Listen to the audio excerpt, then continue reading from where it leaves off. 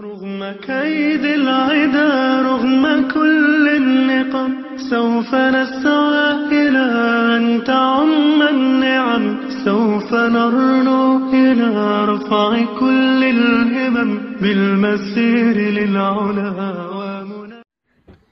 أماراتي عسلياتي، أهلا ومرحبا بكم. يا رب تكونوا بأفضل حال في أي مكان بتسمعوني منه. معكم أختكم هايدة من قناة يومياتي مع أسرتي.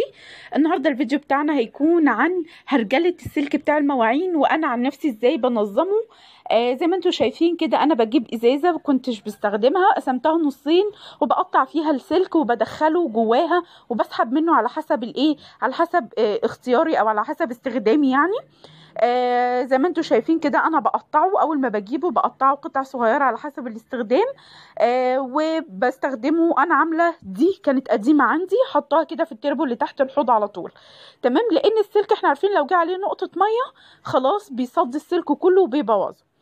انا عملت كمان معاه يعني عملت كمان فكره ان انا جبت ازازه البيبسي اللي هي الكبيره خالص، غلفتها زي ما انتوا شايفين كده، حتى التغليف ما كملش معايا.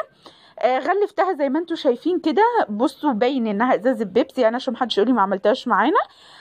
وعملت لها زي فتحه كده بالمقص خالص، سهله وبسيطه.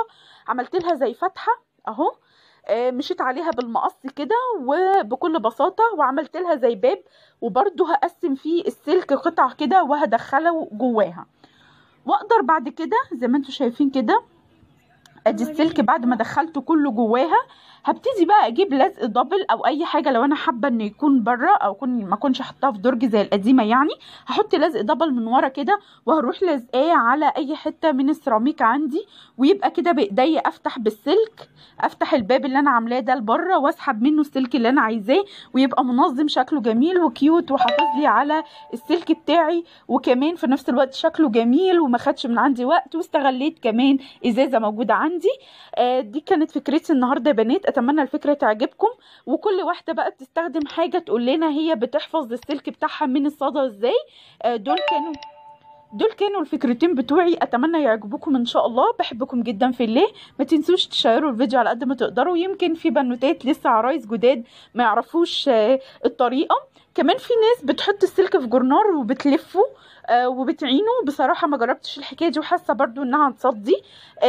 فكل واحده بقى تقول لنا افكارها، وزي ما قلت لكم شيروا الفيديو، يمكن بنوتات لسه صغيرات في شغل البيت وكده يوصل لهم الفكره وتساعدوهم على ان السلك بتاعهم ما يبصش.